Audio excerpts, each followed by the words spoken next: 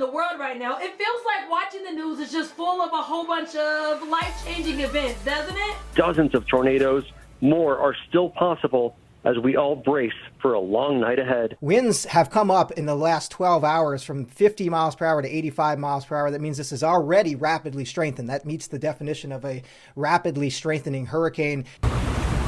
Tonight, monster Hurricane Milton pounding the state of Florida. The Category 3 hurricane making landfall. Catastrophic winds reaching as high as 120 miles per hour. Storm spawning over 30 tornadoes, ripping through neighborhoods, tearing the roofs off people's homes. From Hurricane Milton's damage down south in Florida to the unpredictable path of Hurricane Nadine creeping across the Atlantic, it just seems like the weather alone has enough twists and turns to keep us all on edge. Now, Hurricane Milton recently left so many families without homes, without schools, or even a place to feel safe. Entire communities are still picking up pieces, and as we speak, Hurricane Nadine is carving a dangerous path, threatening even more lives and livelihoods. Quite frankly, it's really overwhelming, especially if you live in the South like I do. And for our kids, this is tough. They hear these stories, they see the news, it can be really scary. Imagine if you were 5 and you were watching all of this on TV every day. And if we're being real for a second, I mean, can we be transparent here?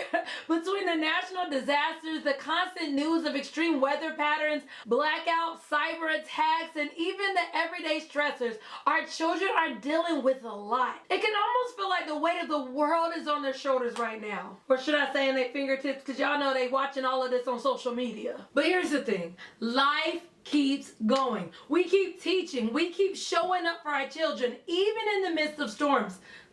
Literally. And I want to talk to you about something that may seem really impossible at first. And that is, how can we use these moments, these real-life moments that could be trauma to some children, to actually teach and encourage and grow our children in reading and writing? Relating real-life events to learning. When kids are going through stressful situations, they all need ways to process their emotions and understand the world around them. In fact, one of the best ways to do this is through reading and writing. We can take these real-life events like hurricanes or extreme weather and turn them into teachable moments. And this is where I come in. Take, for example, Hurricane Milton, or any other hurricane that is. We know the damage it caused. Families are without homes, and many children are facing disruptions in their normal day-to-day routines. So here's a simple way we can turn this into a learning opportunity. Why not have kids write about a time where they felt scared or they faced a challenge? Maybe they can write about a storm they've experienced or one they've even heard about. What did they feel? What did they see? How was the situation? This also allows them to add in details. You can also have them role play. What would they do if they themselves were a meteorologist tracking this hurricane? And let's not even talk about doing an experiment in there. Hello. I love a good science reflection project. You can ask them things like this. Imagine you're a storm chaser following Hurricane Milton. What do you see? Or you can have children write about someone whose home was damaged in the storm. Ooh, child, there they go. You can even ask them things like, if you could change the weather, what would you make it look like and why? Now, these kind of writing prompts can help children make sense of what's happening in the world around them. It actually allows them to put their emotions into words and gain some kind of control over a very scary situation. Using national disasters as reading and writing inspiration. All right, so let's talk about reading for a second. Stories are powerful. They can transport kids to an entire other world, but they can also ground children in their own experiences. Hurricanes, storms, earthquakes have all been featured in children's literature. One idea is to just pick up a book that features a similar theme or a similar event and then teach survival, teach resilience, and even teach bravery. For instance, there's a book titled Thunder Cake. It's a story about a girl who faces her fear of a storm with the help of her grandmother. Another book that you can read is called Hurricane. This beautifully illustrated book features two boys who explore the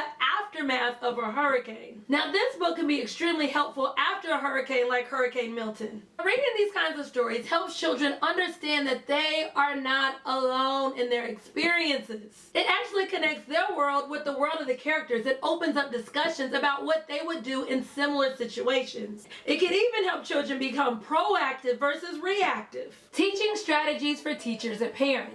So how do we tie all of this together in a meaningful way? Whether you're a teacher or a parent, the goal is to keep learning relevant and engaging, especially during rough times. I want to share with you a few strategies that you can use in times like this. The first strategy is journal writing. Ask children to keep a journal of their feelings and their observations about the storms happening around them. They can even create a weather report based on their imagination or based on their research. The second thing you can do is use weather-themed vocabulary.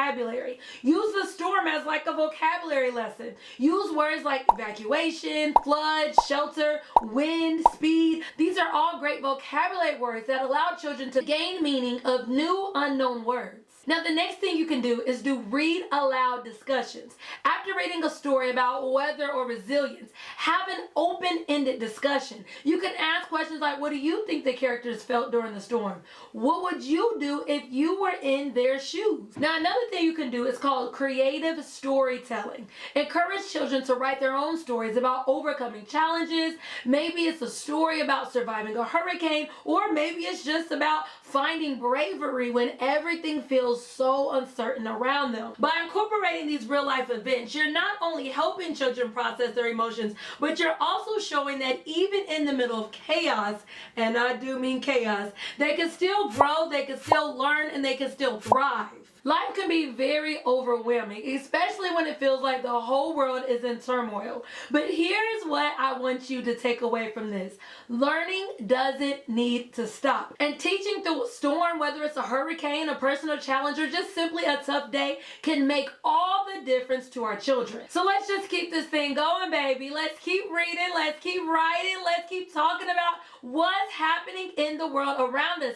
And most importantly, let's keep teaching our children that no matter what's going on around them, they have the power to learn and to grow. Now, if you're looking for practical ways to teach reading, especially during these challenging times, I need you to go ahead and grab my free reading toolkit. It's packed with essential tools that will help you teach all 5 components of reading, or should I say pillars of reading. Same thing. We're talking about phonemic awareness, that's dealing with sounds, phonics, fluency, vocabulary, and even comprehension. This toolkit makes it easier to structure lessons and reach your children where they are, no matter what challenges they're facing. Now, whether you're homeschooling or you're working in the classroom, this toolkit will give you the confidence to guide your children's reading journey and make real progress. Yes, real progress, even when life is throwing hurricanes your way. Now, the journey of teaching isn't easy, especially with so much happening in the world around us, but you're not alone in this. The same way your children aren't alone, you aren't alone either, baby.